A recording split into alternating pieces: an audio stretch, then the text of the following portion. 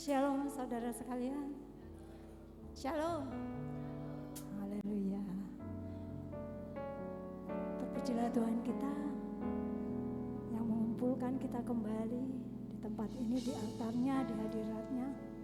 Mari kita sama-sama puji Tuhan kita dengan kesungguhan hati, sebab Ia baik, sebab Ia layak. Mari sama-sama datang pada Tuhan, kita berdoa. Utuh dengan Engkau. Kami siap Tuhan. Kau berbicara kepada setiap kami. Penuhi relung hati dan pikiran kami. Kami hanya ingin dekat kepadamu Yesus. Haleluya. Mari sama-sama katakan, hanya dekat padamu.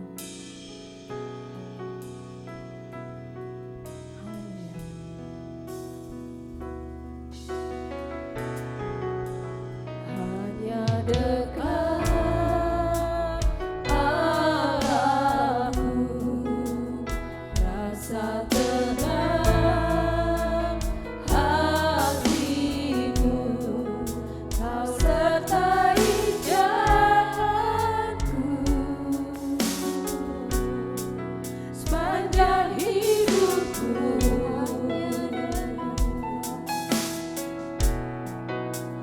Hanya dekat padamu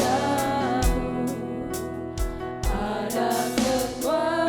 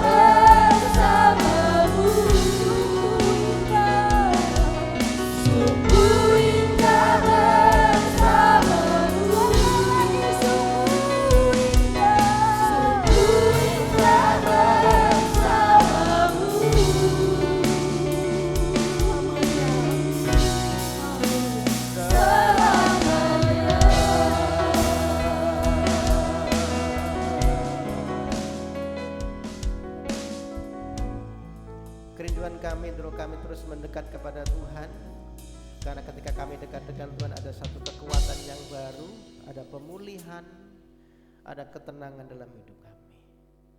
Kami mau siapkan hati untuk kami terima benih firman-Mu. Urapi hamba-Mu dan setiap kami yang mendengarnya, supaya benih firman ini boleh termeterai di hati setiap kami. Dalam nama Tuhan Yesus, haleluya, amin. Silakan dulu Bapak Saudara. Shalom, selamat pagi, apa kabar? Baik, luar biasa saudara. Meskipun tadi sempat hujan, ya ada beberapa yang terhalang hujan tidak bisa hadir pagi hari, tapi kita tetap semangat, amin. Kita siapkan hati untuk kita terima firman Tuhan. Saudara, masih di awal tahun, ya, jadi karena kita masih baru tanggal 11 ya, artinya masih di awal-awal tahun bulan Januari.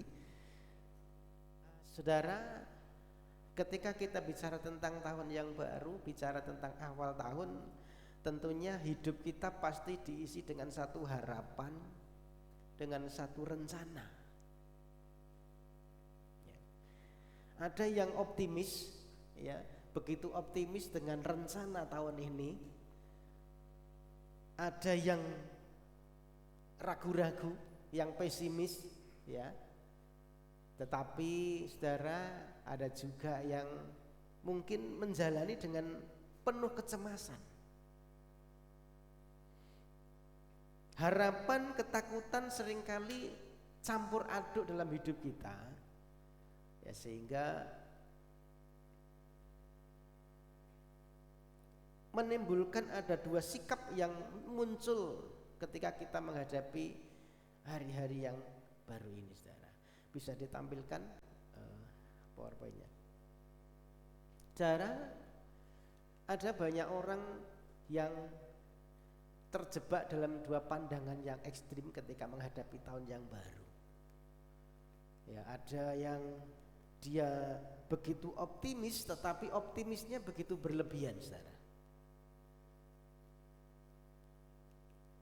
Ketika menjalani tahun baru, kemudian dia berkata, wah ini tahun baru, kehidupanku yang baru, aku menentukan masa depanku sendiri menurut rancanganku yang baru.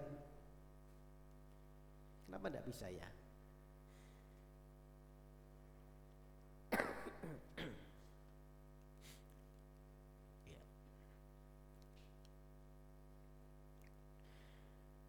Orang membuat rencana dengan penuh semangat. Ini kan tahun baru. Pekerjaanku harus ditata dengan baik. Ya, mungkin ada yang punya niat untuk diet gitu ya. Tahunnya baru, aku mau diet ini supaya agak langsing mungkin gitu ya, saudara. Semangatnya begitu berapi-api, saudara. Oh, berarti ada yang mau diet ya, sekarang ada yang ketawa, saudara. Ya. Ada yang dia menata pekerjaan, ya aku harus tahun ini mau merancangkan begini, bulan ini mau begini, bulan berikutnya mau begitu, gitu ya. Tetapi seringkali kadang-kadang tidak sesuai dengan realitanya nanti, saudara. Dan ketika gagal muncul akhirnya ya sudah, akhirnya merasa bersalah, ya merasa ada sesuai ya memang nasibku, mungkin begitu ya.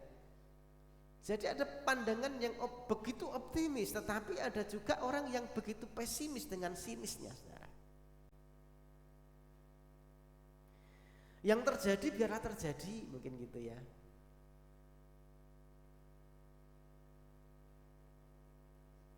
Apa yang sudah ditakdirkan biarlah terjadi demikian.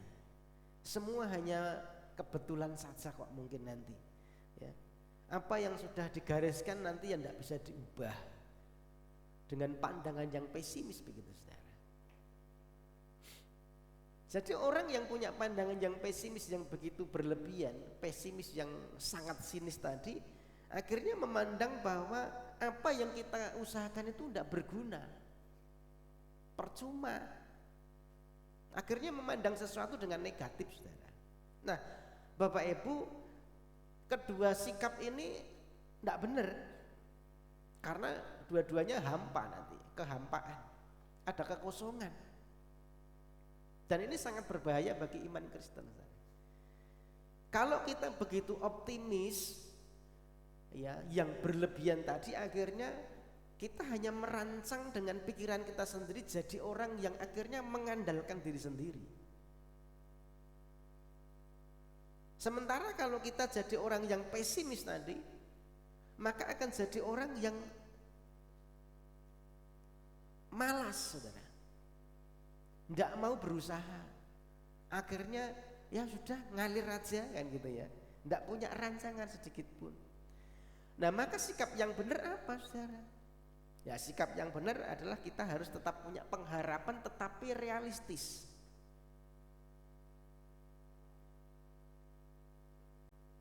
Realistisnya gimana? Ya kita tetap menaruh harapan dan percaya kita kepada Tuhan. Amin. Kita merancang sesuatu tetapi tetap menaruh harapan dan percaya kita itu kepada Tuhan, tetap bertanggung jawab, tetap berusaha, dan tetap setia mengerjakan. Nah, maka mari di awal-awal tahun ini, ya mumpung masih tahun baru, kita belum melang.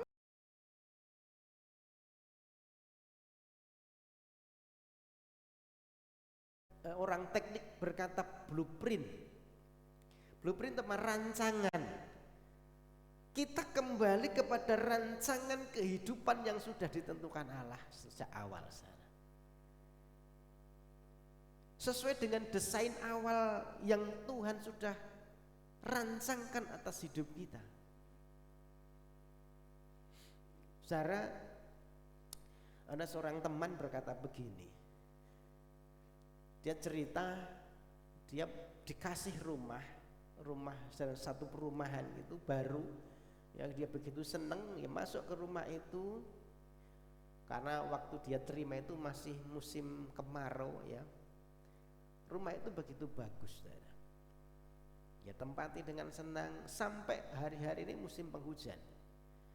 Ya, ketika musim hujan deras, saudara, rumah yang baru ini yang masih bagus, catnya masih bagus, ternyata bocor. Banyak yang bocor.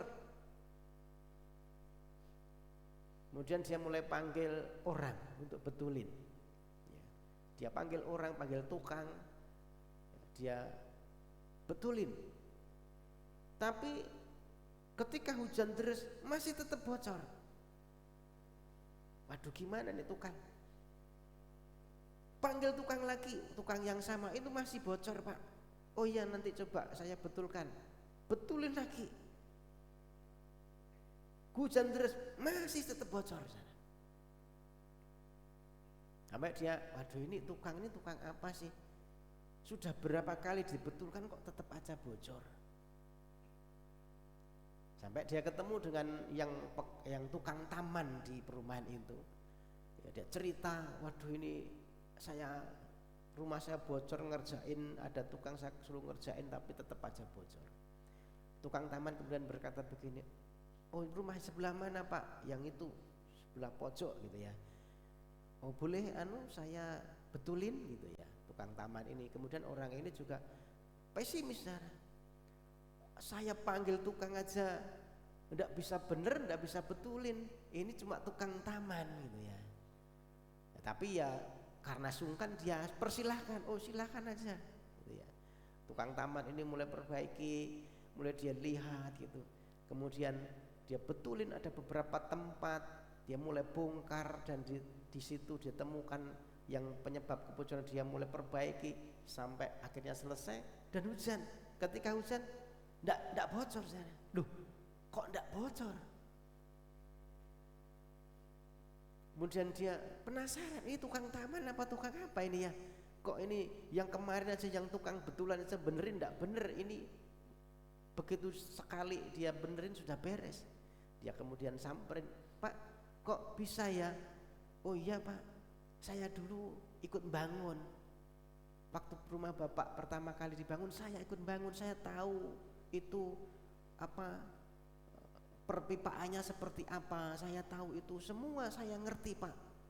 Jadi saya ngerti itu rancangan blueprintnya, saya tahu, gambarnya saya tahu. Makanya begitu Bapak ngomong bocor, saya jadi tahu masalahnya itu paling di sini, gitu ya. Saudara, apa yang mau saya sampaikan, saudara? Ternyata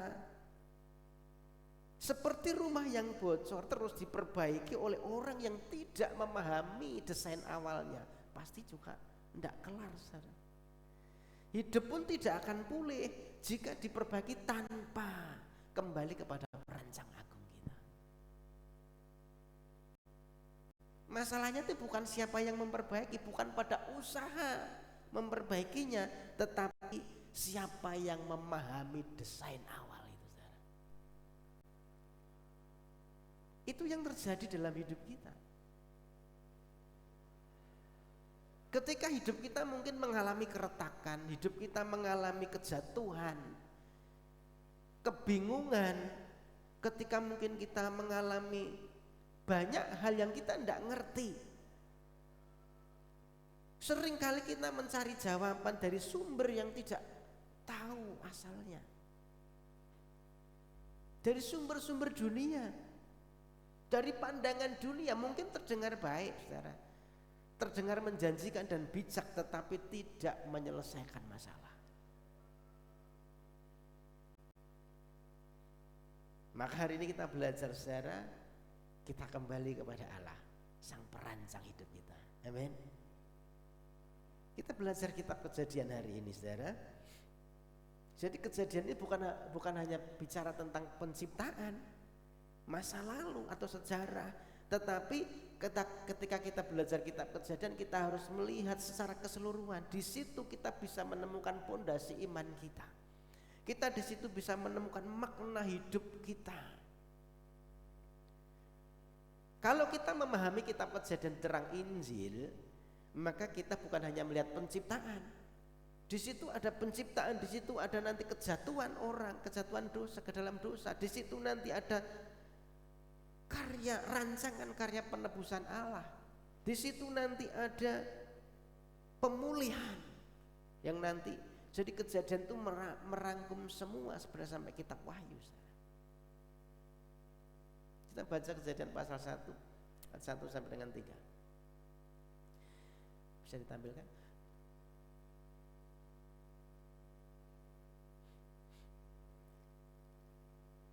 Kejadian pasal 1 ayat 1 sampai dengan 3. Sudah ketemu, katakan amin. Kita akan membaca bersama-sama hanya 3 ayat. Sudah ketemu? Amin. Kejadian pasal 1 ayat 1 sampai dengan 3. Begini firman Tuhan, 2-3. Pada mulanya Allah menciptakan langit dan bumi. Bumi belum berbentuk dan kosong, gelap gulita menutupi samudera raya, dan roh Allah melayang-layang di atas permukaan air. Berfirmanlah Allah, jadilah terang, lalu terang itu jadi. Amin. Itu yang kamera 2 dipindah ke itu ya. Jadi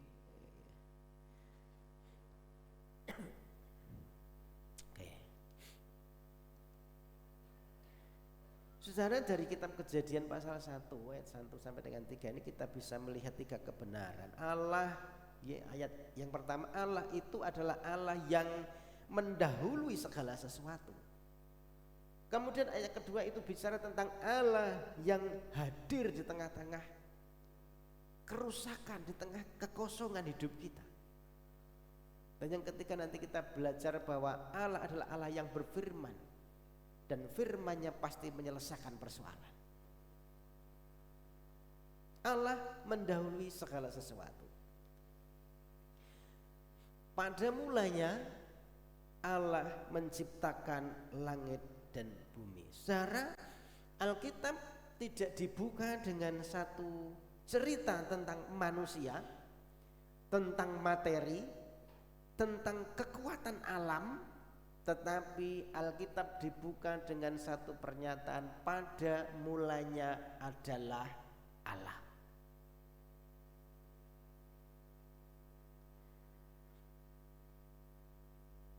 Pada mulanya Allah mencipta. Saudara, ini bukan hanya sekedar kalimat pembuka, tetapi ini sebenarnya satu pernyataan iman yang sangat mendasar.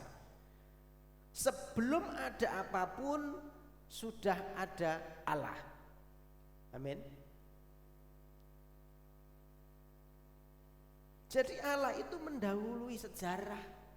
Allah itu mendahului waktu.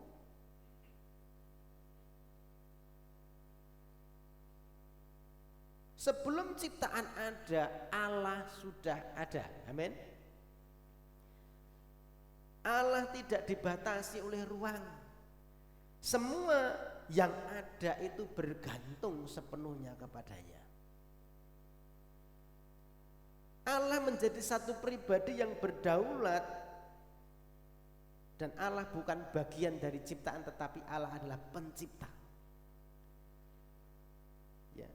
Jadi segala sesuatu memiliki awal, tetapi Allah tidak pernah dimulai. Ya. Dia adalah sumber dari segala keberadaan.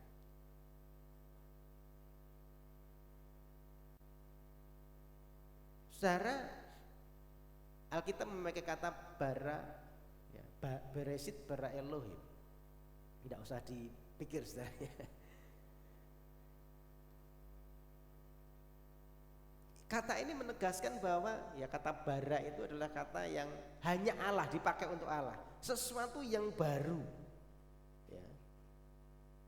Tidak pernah diusahakan oleh manusia. Jadi kebenaran ini penting, saudara, menegaskan bahwa Allah mencipta bukan dari bahan yang sudah ada, tetapi dari sesuatu yang memang belum ada. Maka kalau saya belajar teologi itu ada namanya creati ex nihilo, sesuatu yang dicipta dari nihil, dari tidak ada, penciptaan dari ketiadaan. Allah itu adalah penyebab pertama dari segala sesuatu. Ia tidak disebabkan oleh apapun, ya, tetapi menjadi dasar dari seluruh keberadaan kita. Saudara, kalau manusia mencipta, misalnya seseorang menemukan sesuatu, itu sebenarnya bukan mencipta, itu cuma menemukan. Ya, dia mencipta dari sesuatu yang pernah ada, yang sudah ada. Misalnya penemu lampu gitu ya, sebenarnya sudah ada bahannya. Tetapi Allah tidak gitu. Manusia hanya memodifikasi, tetapi Allah itu mencipta dari segala sesuatu yang belum pernah ada, dari nihil. Ini yang Allah kerjakan. Maka saudara, kebenaran ini akan mengungkapkan kepada kita bahwa ketika Allah mencipta segala sesuatu, ini menegaskan bahwa sesuatu yang ada itu bukan kebetulan, karena dicipta. Amin. Termasuk keberadaan kita itu bukan kebetulan, saudara. Bukan karena kita punya bapak, banyak punya ibu. Bukan hanya semata-mata kita punya orang tua, tetapi keberadaan kita itu bukan kebetulan. Amin. Kalau alam semesta memiliki awal dan pada awalnya itu adalah Allah yang berdaulat, maka hidup kita juga bukan kebetulan. Apa implikasinya buat iman kita, saudara? Tampilkan.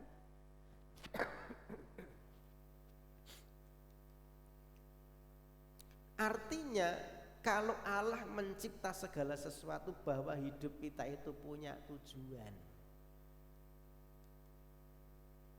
Bahwa hidup kita itu bukan hanya sekedar hidup untuk makan, tetapi Allah yang mencipta itu punya tujuan. Sama seperti seseorang ketika dia mencipta sesuatu, dia pasti punya tujuan. Dan kalaupun kita hari ini mengalami kegagalan, maka kegagalan itu bukanlah akhir dari sebuah cerita. Kalaupun hari ini kita menghadapi banyak hal, itu tidak lepas daripada pandangan Tuhan Sang Pencipta kita. Amin. Karena Tuhan itu mencipta bukan asal, saudara. Pasti punya tujuannya. Apapun yang kita hadapi hari ini itu tidak di luar kendali Tuhan. Katakan amin.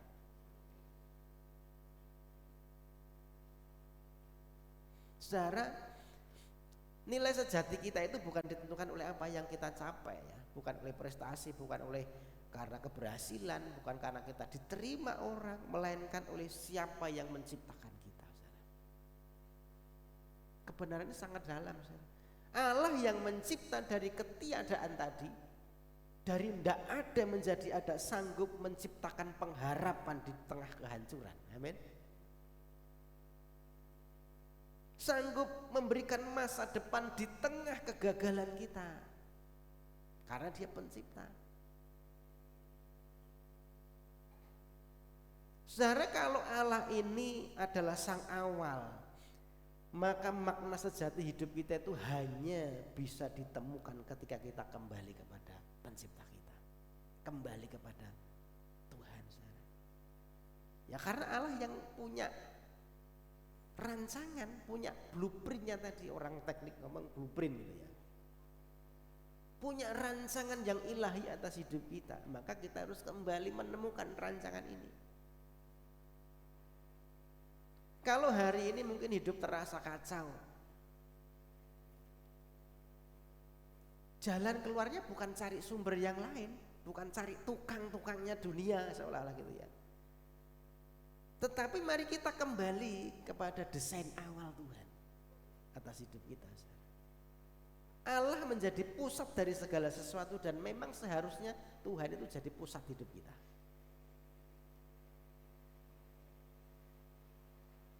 Maka saudaraku, apakah hari-hari ini kita sungguh percaya bahwa Allah itu berdaulat atas segala sesuatu yang terjadi? Apakah hari ini kita menyadari bahwa setiap situasi yang terjadi yang diizinkan Tuhan itu adalah bagian dari rencana Allah yang lebih besar? Mari kita menyadari ini, saudara. Jadi Allah mendahului segala sesuatu. Dia adalah pencipta. Allah ada sebelum ada segala sesuatu. Ini kebenaran yang penting, saudara. Hidup kita bukan kebetulan, tetapi hidup kita ada di dalam blueprintnya Tuhan, ada dalam rancangan Tuhan. Amin. Tuhan punya rancangan yang harus kita jalani, saudara. Jadi jangan hanya hidup sekedar hidup. Kalaupun Tuhan izinkan hari-hari ini ada kekacauan, ada hal yang mungkin kita tidak ngerti, tetapi percayalah Tuhan tahu. Amin. Tuhan ngerti. Yang kedua, saudara, Kejadian pasal 1 ayat 2, bumi belum berbentuk dan kosong, gelap gulita menutupi samudera raya, dan roh Allah melayang-layang di atas permukaan air.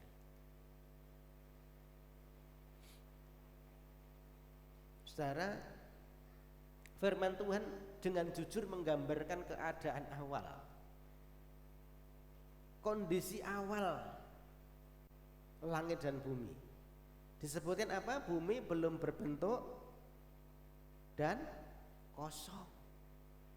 Yang ada apa? Kegelapan. Ya kan? Namun apa yang penting yang perlu kita perhatikan, saudara? Allah tidak menunggu segala sesuatunya jadi baik, rapi, baru Tuhan hadir. Enggak. Justru Allah itu hadir di tengah-tengah kekosongan itu. Justru Tuhan itu hadir di tengah-tengah segala sesuatu belum berbentuk tadi. Justru Tuhan hadir di tengah-tengah kegelapan.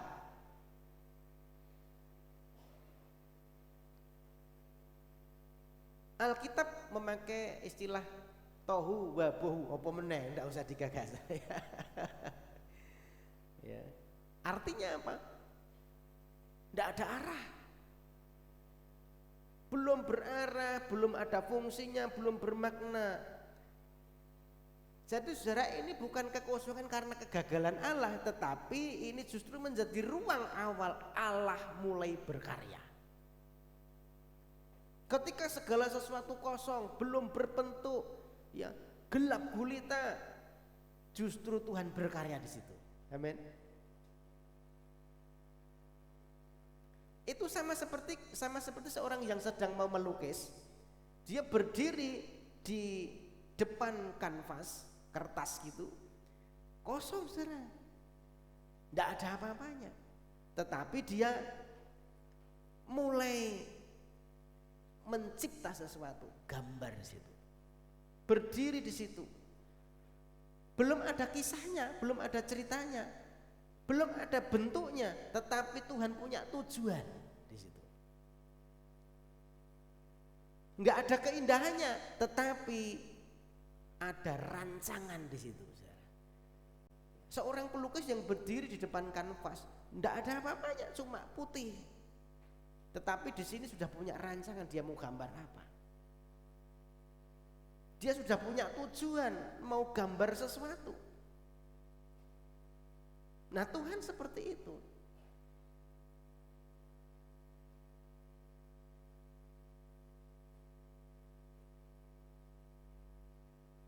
Meskipun kosong, meskipun gelap gulita, tidak berbentuk, tetapi Tuhan sudah mulai berkarya di situ, saudara. Disebutkan Roh Allah melayang-layang di atas permukaan air, saudara. Ketika Roh Allah melayang-layang ini bukan kehadiran yang pasif. Kata yang sama itu ditemukan di dalam Ulangan pasal 32 ayat yang ke-11, saudara. Kata yang sama. Ketika Roh Allah melayang-layang ini, kata yang sama yang ditemukan di dalam Ulangan pasal 32 ayat 11. Ulangan 32 ayat 11 berkata begini, laksana rawat jawali menggoyang bangkitkan isi sarangnya, melayang-layang di atas anaknya, mengembangkan sayapnya menampung seekor dan mendukungnya di atas kepak sayapnya. Jadi ketika Roh Allah melayang-layang itu bukan sesuatu yang pasif, tetapi dia aktif. Seperti Raja Wali yang dia melindungi anaknya, yang mulai mengerami. Jadi Roh Allah yang melayang-layang ini adalah bentuk kehadiran Tuhan yang penuh dengan perhatian. Bentuk kehadiran Tuhan yang melindungi, bentuk kehadiran Tuhan yang sedang mempersiapkan satu kehidupan yang baru.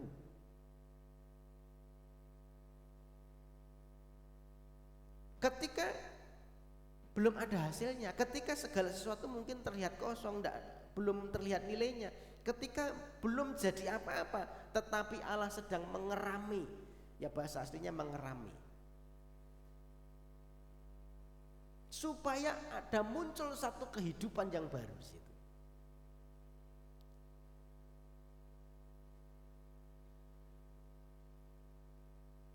Justru Allah berkarya, saudara. Ada perhatian di situ di tengah kekosongan hidup kita. Saudara, kalau kekosongan yang disebutkan di sini dalam Kejadian pasal 1 ayat 2 ini berbeda dengan kekosongan manusia, saudara ya. Kekosongan kita kan seringkali muncul karena dosa. Ya, dosa yang merusak relasi kita dengan Tuhan, akhirnya hidup kita jadi kosong. Makanya manusia kadang-kadang berusaha untuk menutupi kekosongan itu dengan apa? Dengan aktivitas sehari-hari, kejar sesuatu yang menjadi impiannya, aktivitas tanpa henti, membangun prestasi, ya mencari pengakuan. Itu yang seringkali kita pakai, yang manusia pakai untuk kita menutupi kekosongan kita.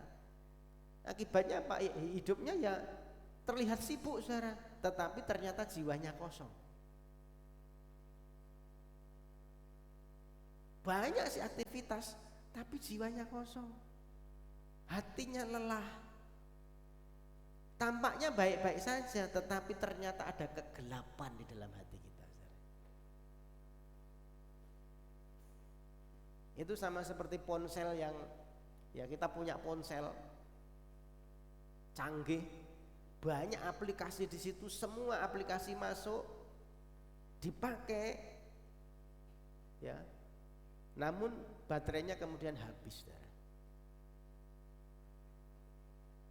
Baterai habis bukan hanya karena lelah, karena banyak aplikasi yang jalan, tetapi ternyata kita lupa mengecas, mencolokkan dengan sumber dayanya. Aktivitasnya tidak salah, ponsel ini tidak salah, aplikasinya tidak salah, tetapi ketika dia terputus dengan sumber dayanya maka baterainya habis dan kosong. Maka kekosongan terdalam yang dialami manusia tidak bisa diisi dengan banyak aplikasi tadi, dengan banyak prestasi, pencapaian, relasi, pengakuan, tidak bisa. Hanya pencipta yang bisa mengisi kekosongan itu ketika kita tersambung kembali dengan sang sumber daya ini.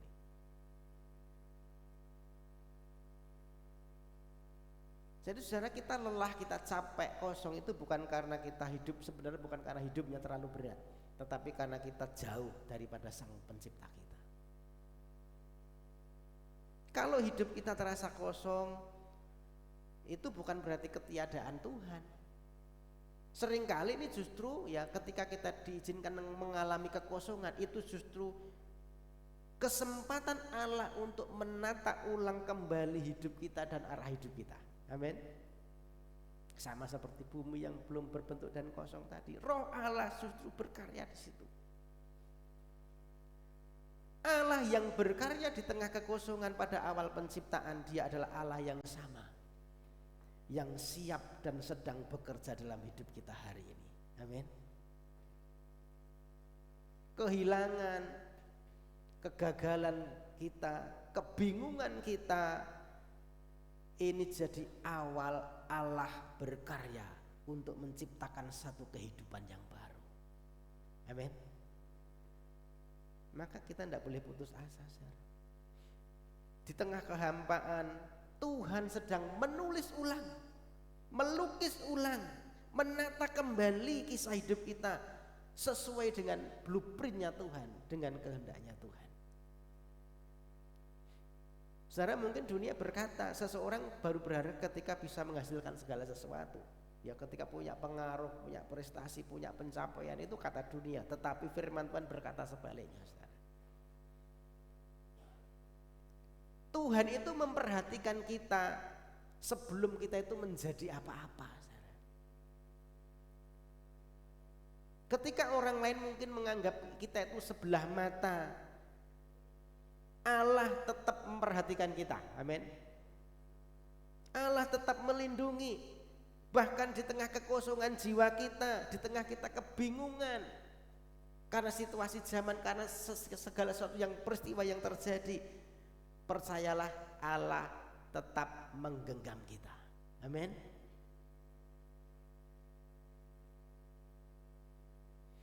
Maka Bapak Ibu Saudara, bagian mana ya dalam hidup kita yang seringkali terasa kosong? Ya meskipun kita punya pencapaian, mungkin kita punya keberhasilan secara materi cukuplah, tetapi di bagian mana yang membuat kita kosong?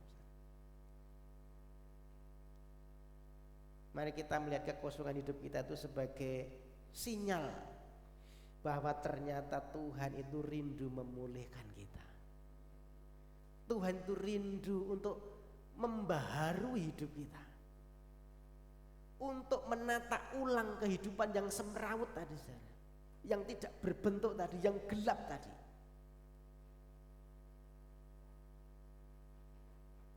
Dan saudara, ketika Tuhan mau memulihkan, sebenarnya cukup sederhana. Maka bagian yang ketiga,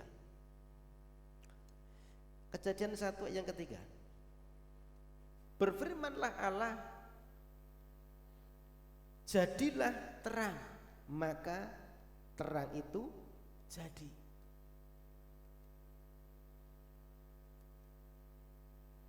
Saudara, setelah Alkitab menyatakan bahwa Allah menciptakan segala sesuatu dan bahwa Roh Allah hadir di tengah-tengah kekosongan, kini kita bisa melihat ada titik balik yang menentukan. Disebutkan apa? Allah berfirman.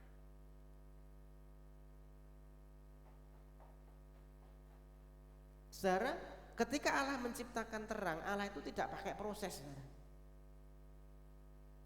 Saudara perhatikan, ia tidak menunggu kondisinya baik, masih gelap, saudara, masih kosong, tidak berbentuk, tetapi sudah perhatikan, kemudian ia berfirman, dan terang itu jadi.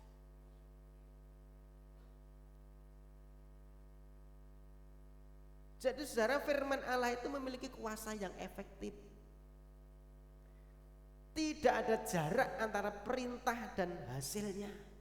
Begitu jadi saudara. Amin. Orang bilang apa? Kun fayakun. Ya. Jadi terang, jadi saudara. Itu firman Tuhan. Tidak ada jedanya, tanpa proses saudara. Orang kalau mencipta sesuatu pakai proses. Kita mau bikin tahu tahu kupat, ada prosesnya ya, pakai proses. Tapi Tuhan tidak pakai proses. Begitu jadilah terang, maka terang itu jadi. Saudara, kita belajar satu kebenaran yang penting di sini.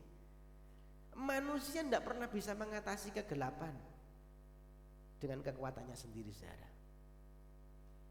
Tetapi satu firman Allah itu cukup untuk mengusir kegelapan. Amin. Satu perkataan Tuhan itu cukup untuk mengubahkan segala keadaan.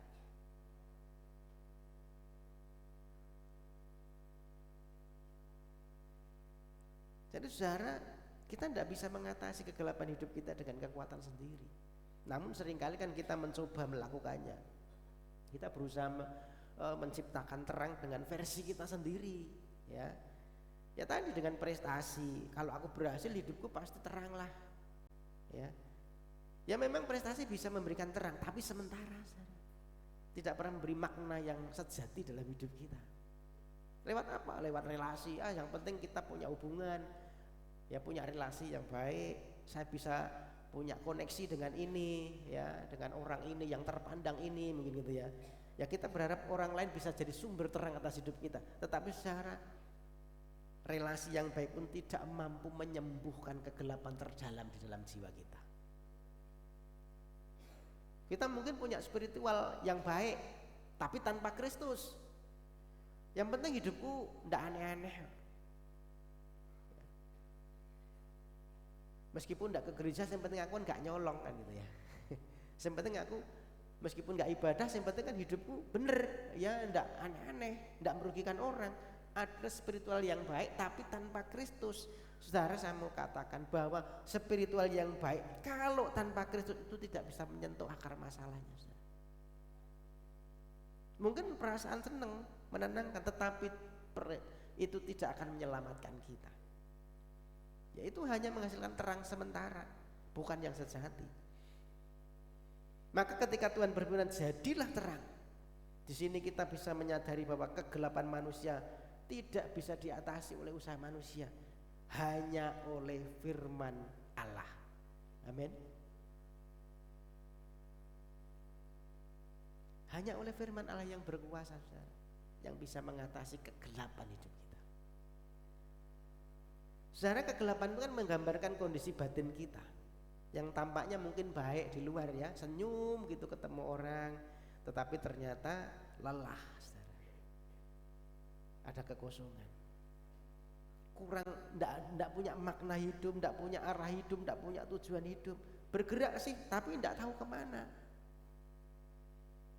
Dan saudara, saya mau katakan bahwa arah hidup kita tuh hanya bisa dipulihkan oleh yang namanya firman Allah. Maka ketika Tuhan jadilah terang, terang itu jadi, itu memberikan arah dalam hidup kita, saudara. Dan disinilah Injil dinyatakan dengan sangat jelas. Berikutnya, Yohanes pasal 1 itu berkata, ya kalau kita belajar dalam Yohanes pasal 1, pada mulanya adalah firman, dan firman itu telah menjadi manusia. Yesus Kristus adalah firman itu, saudara. Kalau sesuatu yang tak berbentuk, yang kosong, yang gelap itu bisa diselesaikan oleh firman. Artinya kalau Yesus adalah firman, kehidupan kita hanya bisa diselesaikan oleh Yesus. Amin. Yesus adalah sang firman, ia adalah sang awal yang menciptakan terang itu, namun ia rela menjadi manusia. Supaya apa? Manusia yang sering kehilangan arah bisa memiliki makna dan tujuan yang kekal dalam hidupnya. Main musik bisa maju ke depan. Ia adalah sang pencipta yang tidak menjauhi dunia yang kosong, yang gelap itu. Tetapi meskipun dunia yang kosong, yang gelap itu menolaknya, ia tetap masuk ke dalamnya. Yesus masuk ke dunia menjadi manusia. Untuk apa? Menyelesaikan masalah yang terbesar dari hidup kita. Yang tidak berbentuk, yang gelap. Yesus datang untuk menyelesaikannya. Dia memulihkan melalui karya salibnya.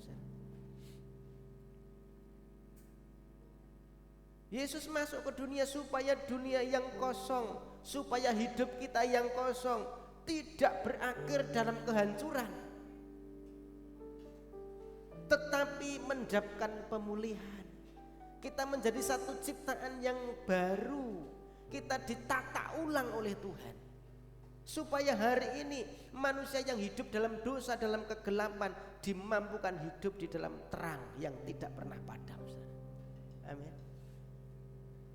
Di dalam Kristus. Maka saudaraku,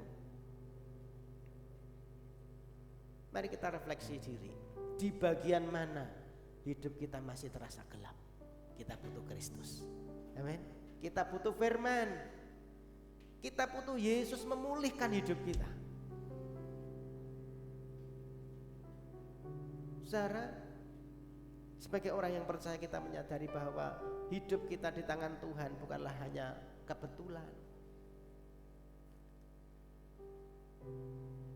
tetapi ada tujuan Tuhan di situ.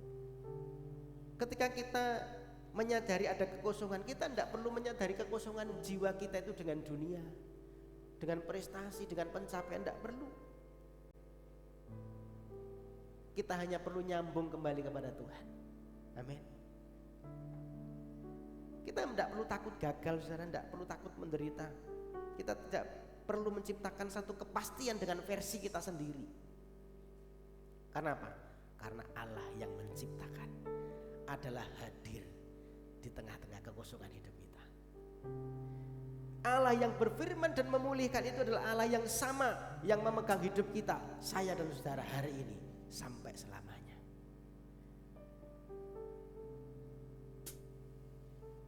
Dan saudara, kiranya kita tidak hanya mengetahui terang itu, tetapi mari kita hidup di dalam terang firman Tuhan. Ya. Puji Tuhan dan berkati. Kita naikkan satu pujian yang terakhir, hanya dekat Allah. Saudara, kita bisa menemukan kekuatan yang baru ketika kita mendekat kepada Tuhan. Ketika kita kembali kepada sang sumber itu, kita kembali kepada Allah yang Dia tahu segalanya atas hidup kita. Dia sudah merancangkan sejak awal hidup kita. Percayalah, apapun hari ini saudara yang kita alami, di tengah-tengah kehilangan, kekosongan, kehancuran yang Tuhan izinkan terjadi, Tuhan berkarya di dalamnya.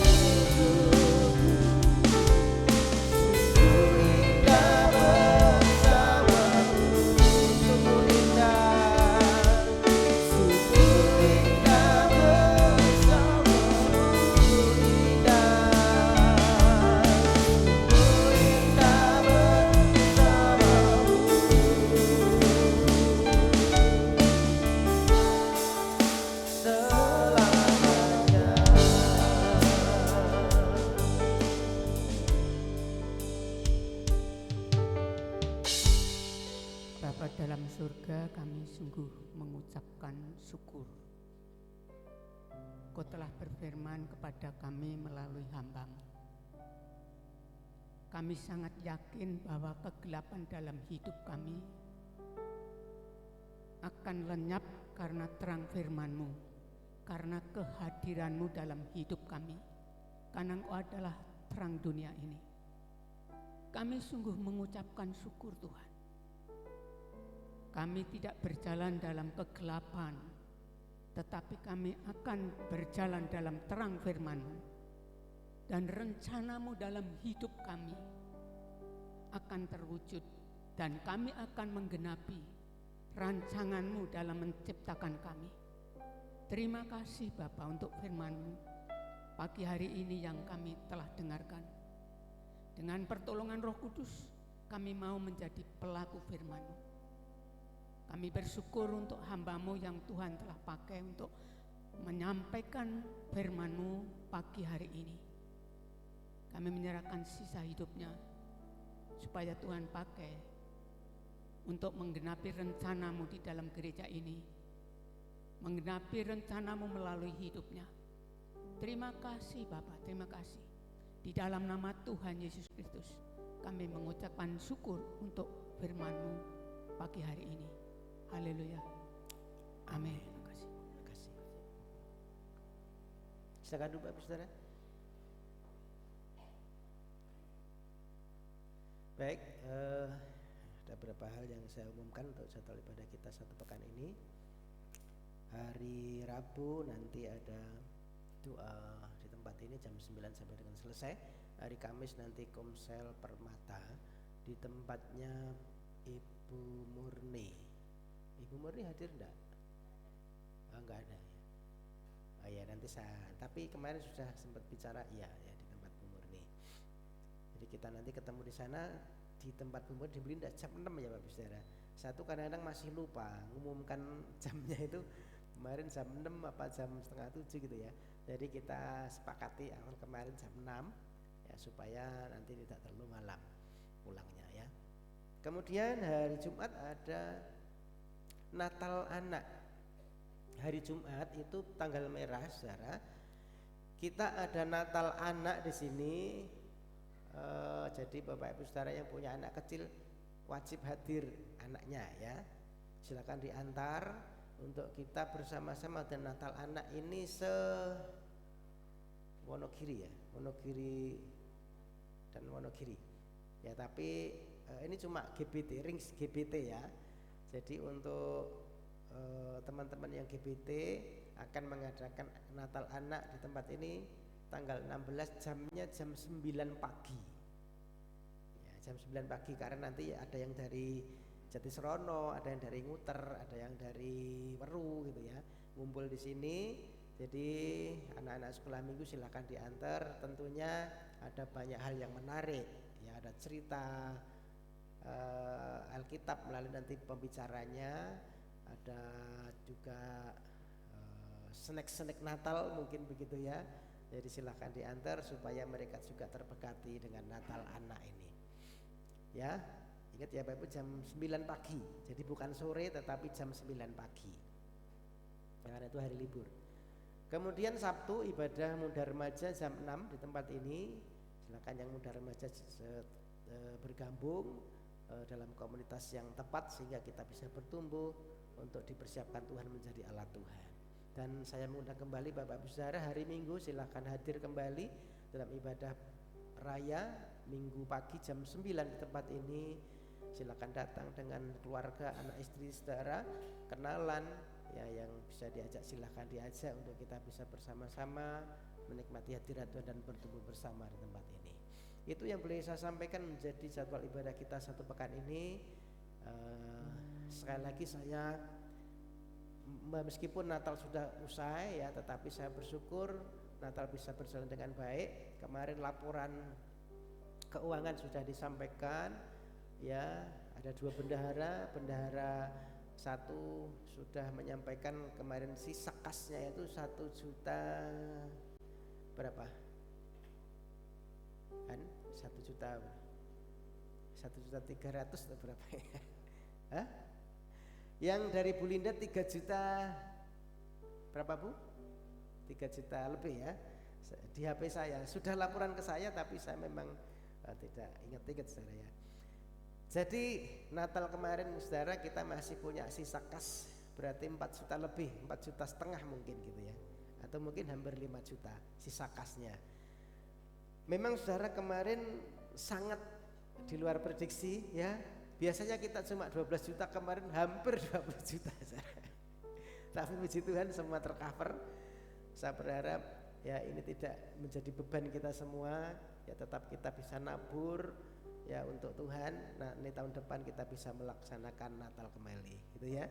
Jadi meskipun ya ukuran gereja desa itu bagi kami 20 juta itu ya lumayan gitu ya. Karena kita bisa melihat teman-teman kita yang di Praci ini ya, yang mengadakan Natal cuma kita loh saudara ya. Yang lain mereka wah enggak Natal Pak. Ketika saya tanya enggak Natal Pak gitu ya. Jadi bersyukur di tengah-tengah kondisi yang mungkin kata dunia sulit, tetapi kita masih bisa ya melaksanakan rutinitas ibadah perayaan Natal kita. Ya meskipun dananya ya mungkin cukup lumayan, tetapi tidak mengapa, semua tercukupi atas kerjasama kita semua. Terima kasih Bapak Ibu Saudara yang sudah mendukung dalam dana, dalam segala hal sehingga semua bisa terlaksana dengan baik.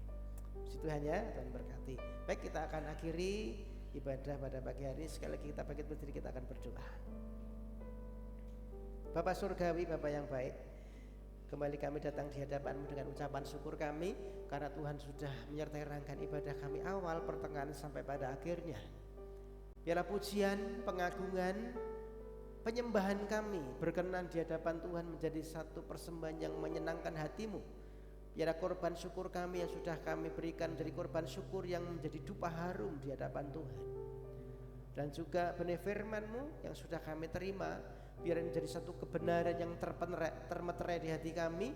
Mampukan setiap kami untuk menjadi pelaku firman-Mu, untuk kami hidup di dalam rancangan Tuhan, untuk kami terus mendekat kepada Tuhan, untuk kami terus tersambung dengan Engkau sebagai sumber daya kehidupan kami Tuhan. Berkati setiap umat-Mu yang pagi hari sudah datang kepadamu, mereka yang datang dengan segala persoalan, segenap keluh kesah pergumulannya Tuhan. Engkau Allah yang terus berkarya di tengah-tengah kekosongan, di tengah-tengah keadaan yang gelap sekalipun. Tuhan berkarya dalam hidup kami, menata ulang sehingga kami punya masa depan yang baik. Yang sakit Tuhan Kau jamah sembuhkan di dalam nama Tuhan Yesus. Yang susah Tuhan hiburkan, yang lemah berikan kekuatan yang baru, semangat yang baru yang daripada Tuhan. Kami berdoa yang sudah usia lanjut berkati kekuatan kesehatan dan penyertaan perlindungan yang daripada Tuhan. Yang sekolah diberikan hikmat, kepandaian, masa depan yang baik. Yang punya usaha diberkati dalam usaha dan pekerja dibawa Tuhan terus naik, tidak turun menjadi kepala dan bukan ekor seperti janji firman. Engkau yang memberkati apa yang kami kerjakan Tuhan. Engkau yang membuatnya berhasil. Engkau memberkati rumah tangga kami, sawah, ladang, ternak, apapun yang kami kerjakan dalam penyertaan Tuhan. Profesi setiap kami Tuhan juga menyertai, membuat kami berhasil. Setiap rancangan-rancangan Tuhan yang kami rancangkan tahun ini itu ada dalam pengurapan-Mu. Semua ada dalam kendali Tuhan, sehingga Engkau juga campur tangan membuatnya berhasil. Bapa berdoa yang tidak bisa hadir pagi hari ini, Engkau juga menilik keberadaan mereka. Kerepotan, pergumulan apapun yang hari-hari mereka alami, Tuhan tetap campur tangan. Tuhan tetap berkarya, menata ulang, memberi yang terbaik dalam kehidupan setiap umat-Mu. Yang dalam pemulihan Tuhan pulihkan dengan sempurna. Pak Parto, Bu Parto, Bu Gini, Bu Markamah, Bu Care, Bu Darmo, Bu Parti, Pak Tianto, Pak Oskaria, Pak Fran, Bu Agustina, Lia, mereka dalam pemulihan, semua ada dalam karya Tuhan. Tuhan pulihkan di dalam nama Tuhan Yesus Kristus. Bapak, kami juga berdoa untuk bangsa dan negara kami, berkati bangsa kami. Mereka yang sudah Engkau tentukan menjadi wakil-wakil Tuhan, Engkau urapi dengan roh takut Tuhan, sehingga mereka boleh mengerjakan bagiannya dengan baik. Setiap peristiwa yang Tuhan izinkan terjadi atas bangsa kami, Tuhan campur tangan. Jauhkan dari perpecahan, jauhkan dari kerusuhan, dari teror, dari niat jahat orang, dari rencana-rencana terselubung yang tidak datang daripada Tuhan. Apapun yang Tuhan izinkan terjadi, biar itu mendatangkan kebaikan buat bangsa kami. Kerinduan kami Tuhan, Kau melawat bangsa kami, mencurahkan roh pertobatan supaya banyak jiwa-jiwa datang kepada Tuhan. Berkati Wonogiri, berkati Pracimantoro, Eremoko, Giri, Tontoro, Giriwoyo, di sekitarnya di mana kami tinggal. Tuhan juga melawat kota kami ini. Biar nama Tuhan ditegakkan, gereja Tuhan pakai menjadi saluran berkat, menjadi terang, menjadi garam, memberi dampak yang baik. Terutama untuk gereja di mana kami boleh berhimpun dan beribadah, gereja Bethel Tabernakel yang ada di Sawan Pracimantoro. Biar gereja ini bertumbuh berkembang, menjadi gereja yang dewasa, siap menjadi mempelai Tuhan, bertumbuh kualitasnya, bertumbuh kuantitasnya. Nama Tuhan dipermuliakan oleh gereja ini. Pakailah setiap kami, diperlengkapi untuk menjadi saksi Tuhan. Terima kasih Tuhan Yesus. Kami percaya setelah kami beribadah kepada-Mu dengan sepenuh hati, maka kami tiba saatnya pulang dengan berkat-berkat Tuhan. Tuhan menuntun langkah kami, Tuhan menggenggam tangan kami, sehingga kami tetap ada dalam naungan Tuhan. Membuat kami berhasil, membuat kami punya masa depan yang baik, bahkan kehidupan kekal ada di tangan kami. Bapak Ibu saudara yang kekasih, mari angkat tangan, terimalah berkat terbaik, arahkan pada surga. Tuhan Yesus memberkati engkau, Tuhan Yesus melindungi engkau, Tuhan Yesus menyinari engkau dengan wajahnya dan memberi engkau kasih karunia. Tuhan Yesus menghadapkan wajahnya kepadamu dan memberi engkau damai sejahtera. Terimalah berkat terbaik ini, berkat Bapa, cinta kasih Tuhan Yesus Kristus dan persekutuan Roh Kudus menyertai hidup kita mulai hari ini sampai selamanya, sampai Tuhan datang kedua kali. Di dalam berkat nama Tuhan Yesus Kristus, setiap kita mencari berkati, mari sama-sama katakan amin. Bapa